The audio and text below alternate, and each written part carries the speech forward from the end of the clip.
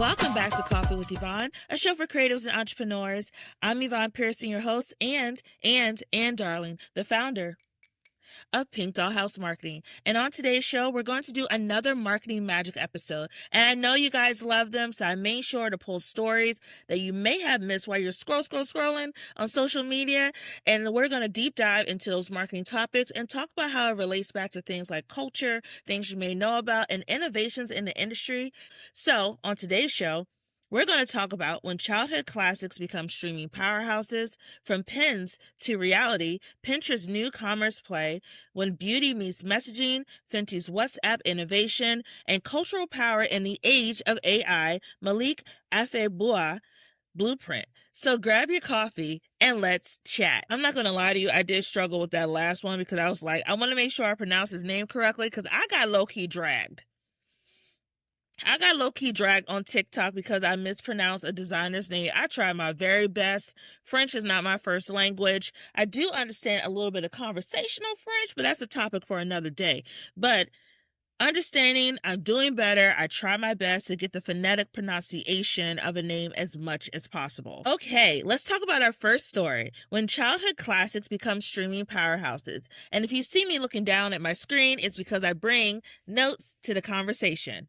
So I got this from the Hollywood Reporter, and Sony is ordering 24 episodes of Reading Rainbow reboot as a classic kids show to find new life. And that's the story that I pulled the information from. And just to give you a background story, so Reading Rainbow, imagine this for those of you who are Gen Z or younger, but Reading Rainbow was a really, really popular show when I was growing up. I think LeVar Burton was the host at the time, but he would pop up on our timelines after we had school or like playtime in kindergarten, and he would read us books on TV.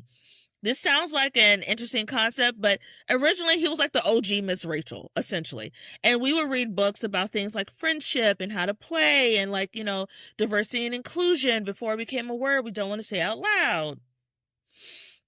Essentially, the show was a way of bringing people together and also fostered the love of reading. The show has been off for a number of years, but has essentially found new life with this new reboot that was tested ahead of time before it got ordered by Sony to do an additional 24 episodes.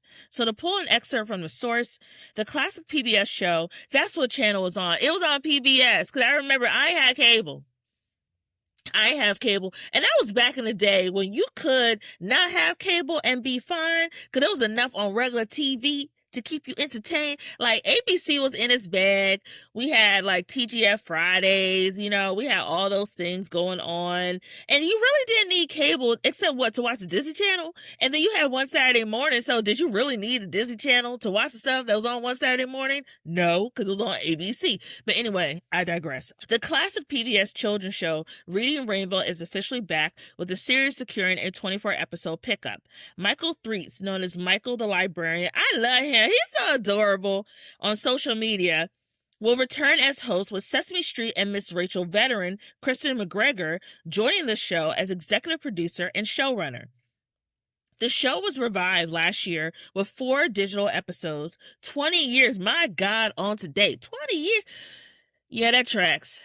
That carry the one. Yeah, that tracks. After the original incarnation, hosted by LeVar Burton, signed off the air as a series for the Sony-owned YouTube channel Kuzuko, that's an interesting name, garnered some 4.8 million views. And if you're thinking, okay, so if they did these test episodes, why did they have to wait for Sony to greenlight it? Essentially what they were doing was seeing, is there an audience for this show? Are there people still interested in this type of content? And so what shows do sometimes, or networks do, they test it out by having a limited run of a series. It may be called like a limited series, or just like a test or pilot concept. If it works based on the views, based on the media pickup, based on how people are responding to it on social, then it gets considered for a full season, and that way it's greenlit to have full-scale production. So let's get into those marketing takeaways. Let's first talk about nostalgia as a scalable IP strategy. And IP means intellectual property, for those of you who don't know. So, by reviving Reading Rainbow, it shows how nostalgia can function as modern growth engine. It reduces audience acquisition costs and creates instant cross-platform stickiness when paired with streaming distribution. And as you know, right now, streaming is king in these streets. You have a lot of popular shows like Hulu's Paradise. You have Netflix Bridgerton. You have all these shows that are driving traffic to the streaming platforms. You also have smaller platforms like Roku creating original content and even Tubi creating content as well. Streaming has really shifted the way that we view television in this space and era. And then combined with things like, the nostalgia of Reading Rainbow, people like myself who are millennials who are now having their own kids or their own family, it's something that's familiar to us. It's something that we don't have to feel too, worry about having our kids or nieces and nephews watch, because we know the concept of the show. We know that it's going to foster conversations and interest in reading, especially considering now that things like tablets, technology has really taken over the learning aspect of how kids divulge information. Going back to this kind of old school way of just having something simple like reading a book with a trusted figure, in this case Michael the librarian, is a very smart move by Sony and the rest of this team that's creating this content. And getting a bit more into that, going to our second takeaway, creator-led castings as trust currency. Choosing Michael Threets, or as I like to call him and everyone on social likes to call him, Michael the librarian, gives it that authentic social credibility. He is a real life librarian whose passion is about amplifying awareness of the importance of libraries in the terms of public resources for education. And this reflects a shift towards mission-aligned creators over traditional celebrity casting that strengthens audience trust and brand integrity. Michael's not just going to come on here and just run his mouth. He has an educational background in this space. So he'll not only be someone who will be a great host, but also someone who could be a great contributor to the type of content that's placed on this platform. And then let's move forward to public media and corporate partnerships as a new revenue model. This deal demonstrates darn braces, my lord, on today. This deal demonstrates how legacy public institutions can monetize beloved IP through strategic partnerships, creating sustainable funding pathways without compromising educational values. It is no secret that PBS is under fire right now because of over there. But PBS, for millennials, for people like, Gen X, people like who grew up with the PBS as a foundational educational tool for us, it was so important in our growing up. We not only had Reading Rainbow, we had Zaboomafoo, I believe we had Barney, we had so many different shows that focus on education and fostering growth within our own personal knowledge and teach us how to be just good people in this world. PBS as a resource has been under attack, and it's really sad to see that kind of programming start to either be shifted away or just taken away in general. By having Reading Rainbow rebooted, this gives a chance for a whole new generation to experience a little bit of what we had as children and bring that magic back to television. And then one little bonus marketing takeaway that I don't have in my notes but just came to the top of my mind. It will also be great to see how they'll monetize this on a bigger platform. So, for example, you have Gracie's Corner. Gracie's Corner has really amplify what it means to teach through music and things like that in recent years. Gracie's Corner also goes on tour. She be going on full-scale tours, Beyonce level fandom kind of thing in that space. I would love to see this new Reading Rainbow reboot take that strategy to talk about how to engage with their in-person audiences. I would love to see a book tour in libraries across the country. I would love to see book drives and partnerships with Scholastic for book fairs and things like that, with appearances by Michael, to have those kind of things that allow for people to engage with Michael in real time. I would love to see those kind of pop-ups, Reading Rainbow pop-ups, all over the country and all over the world. And I would also love to see merchandise come from this. Book partnerships in which there's special releases of children's books solely through the Reading Rainbow platform. There's so much that they can do with this new initiative, and I hope they carry the torch forward in a smart way, because we really need this kind of platforms right now to make sure that kids and younger, the next generation of children have something positive to look up to in these digital and social spaces. Okay, up next, let's talk about From Pins to Reality, Pinterest's new commerce play. And I got this from Pinterest, the actual platform. They are talking about their new shoppable series that brings Pinterest boards to life. That's a very interesting concept. And you know what? Before we get into our marketing takeaways, can we please give some respect to Pinterest? Because Pinterest, as one of the OG girlies of the social media space, she held it down. She held it down. Because while everybody was like changing and like trying to, imitate other platforms and, messing up their algorithms, Instagram, I'm looking at you, but messing up their algorithms for the sake of ads and things like that, and content that is not content we want to see, but content that y'all want us to see. Pinterest was like, I'm gonna stay cute over here, and I'm gonna drink my water, and I'm mind my business, and I'm gonna eat my food. And Pinterest has really leaned into the fact that they are a platform that serves as inspiration, but for people who are looking for things to, create like mood boards, to like, for decorations, vacations, etc. And Pinterest also is one of those platforms of people who are serious buyers, because by the time you get to that Pinterest stage and you're looking for that inspo, you are also looking to buy. It almost is like another layer in the marketing funnel that I don't think we consider enough, is that social space of, social media driving that traffic. I think Pinterest is one of those platforms that's not used enough to talk about how it drives traffic to these landing pages or websites for people to purchase a product.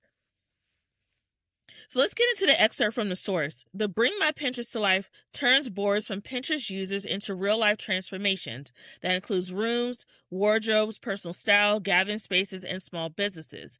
And then showcases these stories on Pinterest through curated episode boards, inspiring others to try and shop the ideas for themselves. Each of the 6 episodes places Pinterest users in the spotlight. It's letting them collaborate with creator hosts to define their personal style, learn do-it-yourself skills, and bring their unique ideas to life. Viewers will be able to do more than just watch, because each episode comes with a QR code. That's the, if you don't know, QR code is the little square box that you see at like restaurants or like an event flyer or something like that. You hold your camera up and the camera catches the code and it takes you to a landing page or some kind of event registration page to learn more.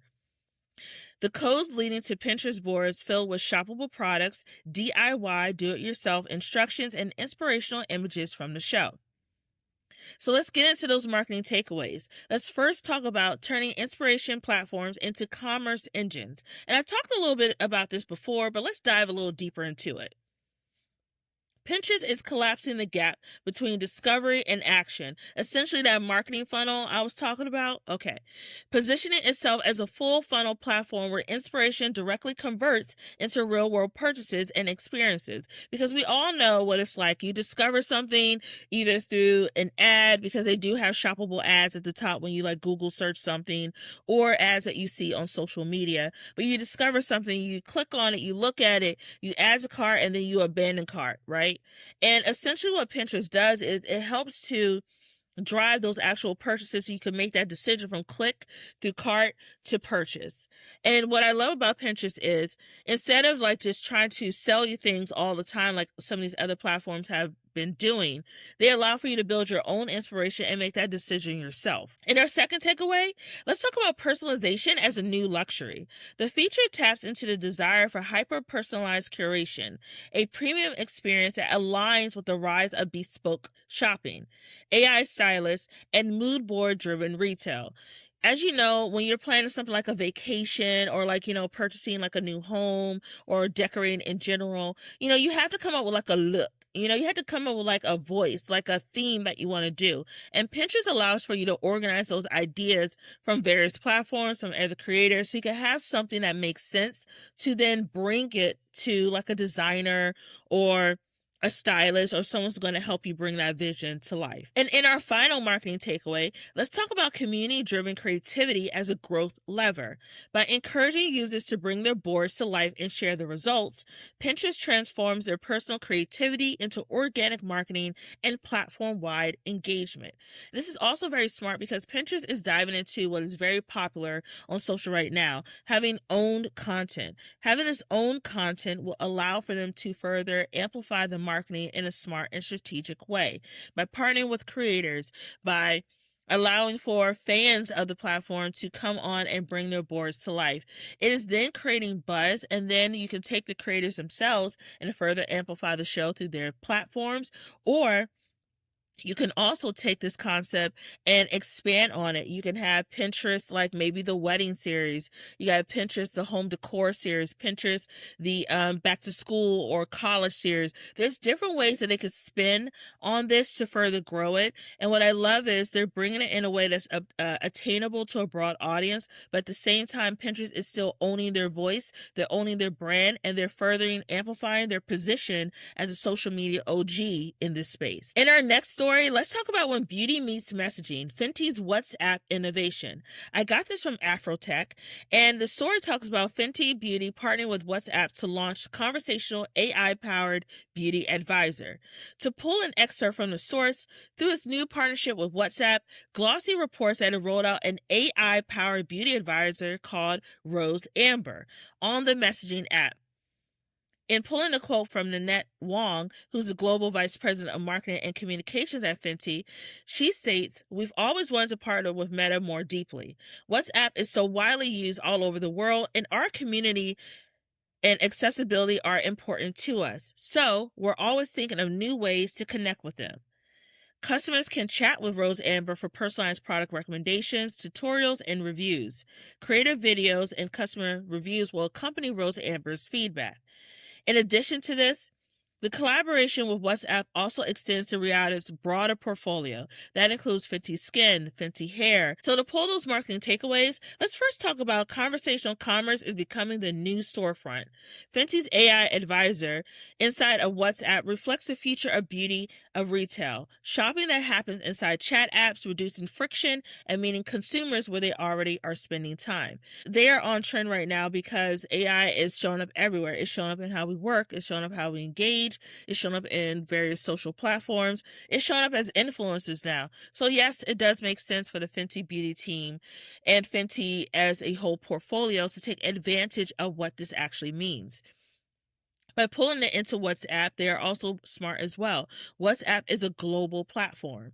WhatsApp is known for, being able to text people, call. It's essentially an all-in-one tool that people use in international spaces. And also, U.S. people do use to connect with those from across, the world, or even when they're traveling. By doing it with WhatsApp, that makes sense because they're able to broaden their reach. They just didn't launch this in like the Apple Store through an app. They launched it through a platform that's already on someone's phone, right? People don't have to go and download something new. They're already using what exists and then integrating it into this actual platform.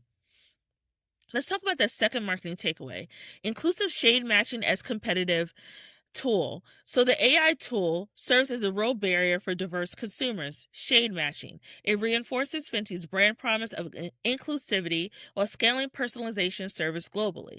And we know when Fenty first launched the Fenty Beauty line, it shook up the beauty industry because their shades had various tones that went from very, very light to very, very, very deep hues. And the cool thing about this is Fenty is continuing to build on that. They know that their consumers aren't just coming into the store. Going to this tool will allow for them to connect and find out what they're looking for through this AI-powered software. And that final marketing takeaway, let's talk about first mover advantage in messaging-based AI. By entering the WhatsApp commerce ecosystem early, Fenty gains access to data and behavioral insights competitors won't have for years, strengthening its leadership in AI-driven beauty. And that is very important because the data does tell the story. The data tells you what products your customers are interested in. The data tells you what products are not selling well, what they may be wanting in terms of feedback, where that drop-off is in terms of consumer buying, the heat map. And the heat map is basically when you go on a website, it notes where people are clicking, right? The heat map tells you, okay, they're not paying attention to the hero image, but they're paying attention to the side image down here or this copy or whatever. It tells you essentially what is driving that engagement on the page. And if it's not driving to the place that you want them to go, how to reconfigure the UX or user experience to put them where you want them to, what you want them to do, and what products you want to drive for their awareness. And then finally, as I mentioned before, AI is going to be a tool that we see in our everyday.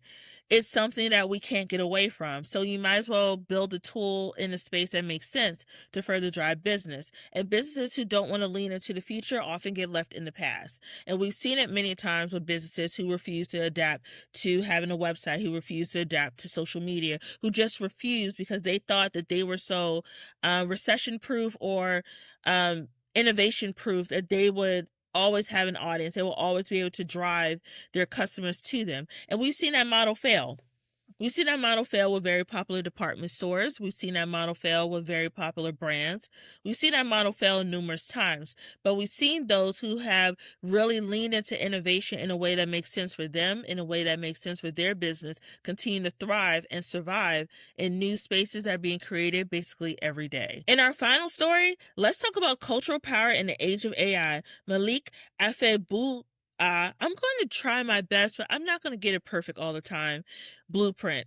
I got this from CNN, and it talks about how the AI artist wants African heritage to live forever. So, Malik has launched Legacy Link, a project that hopes to not just preserve the experiences and lives of elders in the continent, but make them live forever, as he says.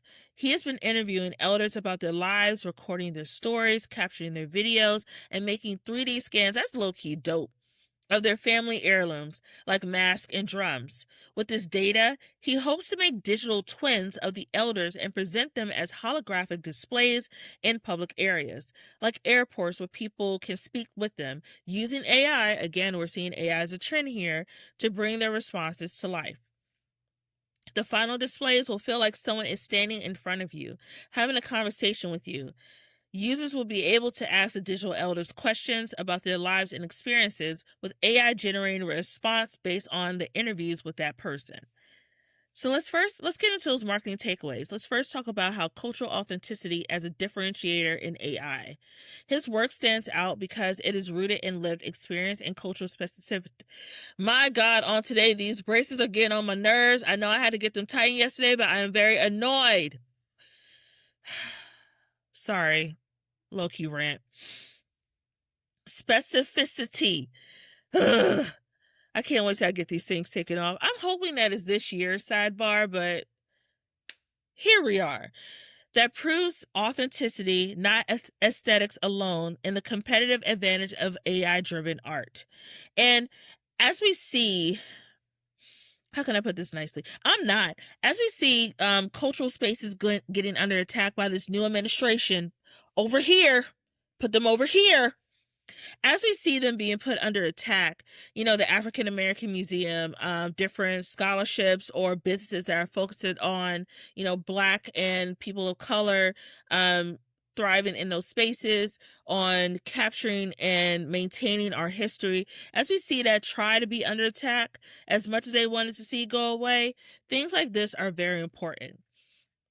It's so important to make sure that we're showing the real stories of who we are and not the stories that they want to tell of us. For example, recently, and I'm going on a sidebar, but I promise you it's going to come back together. Recently, the space launch that happened, was it Artemis 2, that recently launched in space, driven by a Black pilot, but they made their farthest journey in which humans have ever gone before around the moon, right? Big deal. But one of the things that was also important in the space exploration was how they captured the story. They made sure that they were telling a story about the pilot who is making Black history. They also made sure to capture very important images of Earth. And one of the images that's making big circulation right now is how big the continent of Africa actually is. Because it has been noted in history and historical documents that they have minimized the size of Africa on these cartographs maps to make Africa seem smaller and make spaces that are more white dominant, like Europe, seem bigger. But in reality, Africa is the largest continent that exists. And noting that in the visual images of a picture that is high definition, you cannot deny the truth.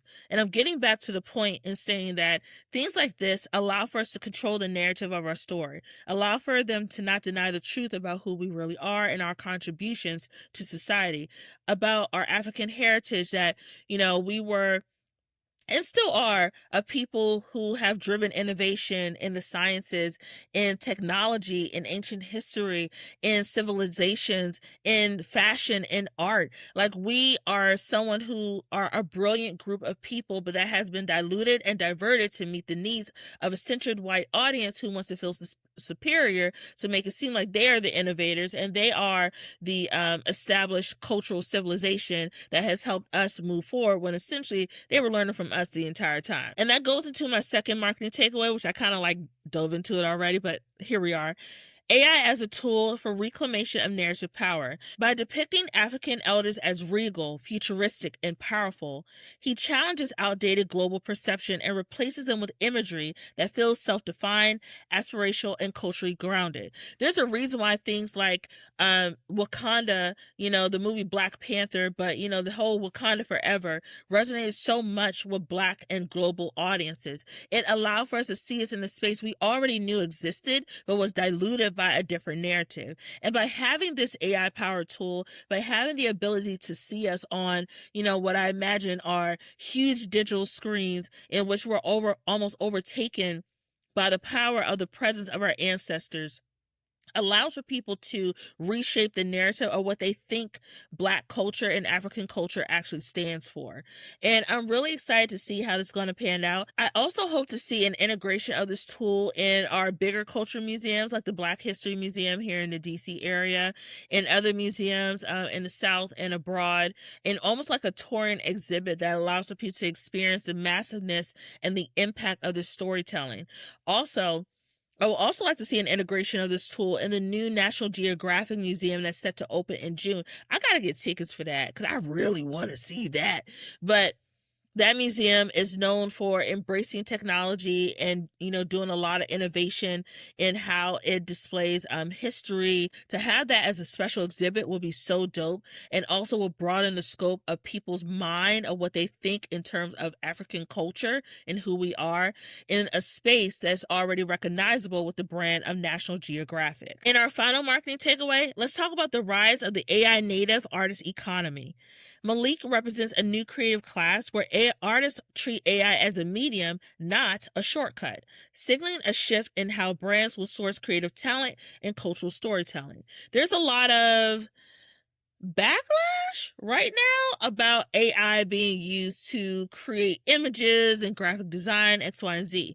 But as mentioned in the marketing takeaway, if you have artists who are using it as a medium tool, it can really broaden the scope of what we think art can look like. For example, when you had Pollock, who, if you don't know, he's known for his paintbrush style in which he kind of like flings the paint on the canvas, and it seems like in a chaotic way, but there's a strategy to it. You have people like Jason Pollock, you have people like George Seurat, who painted the first pointillism painting, La Grande Jetée. It's a painting of the Seine River in Paris, and it's actually broken into two pieces. One side shows the upper class, and the other side shows the working class. And I wrote a whole paper about this for my senior thesis when I was in college, so I kind of like know stuff. And it really changed the way people thought about art. Same thing with like Impressionism. You had the Monets, the Manets, the people like that who were innovators in the space. At the time, it did not exist. The point I'm making is AI right now is a new tool, but AI in art as a medium doesn't really exist right now. People are generating images, but are they generating images that are actually created or being created for them? And what Malik can do is be an innovator in this space and create a whole new artist movement in which AI is controlled as a tool instead of a tool that's controlling what creativity looks like to a broader audience. Okay, I hope you enjoyed today's chat. Don't forget to follow Coffee with Yvonne on Instagram and Threads at Coffee with Yvonne. You can also find me on my personal account on Instagram and TikTok, aka the Clock app. That's why I be cutting up, showing up as my regular schmegular everyday self at Yvonne_creative marketer. To learn more about me and my business that I own, I need to do my taxes, by the way, because they due on Monday, ain't they? I need to get on that. But you can learn more about my business by going to pinkdollhousemarketing.com, or you can go to my Instagram at pinkdollhousemarketing. You can slide into my DMs. That's cool. And creators, I'm going to keep saying this every single week until you get it. Don't forget to keep showing up, keep creating, and that your voice matters. I cannot wait to chat with you on another episode of Coffee with Yvonne. Okay, bye! It needs more creamer. Coffee with Yvonne is produced and edited by Yvonne Pearson. Coffee with Yvonne is created by Pink Dollhouse Marketing. You can catch the latest episodes by subscribing to Apple Podcasts or wherever you get your podcasts.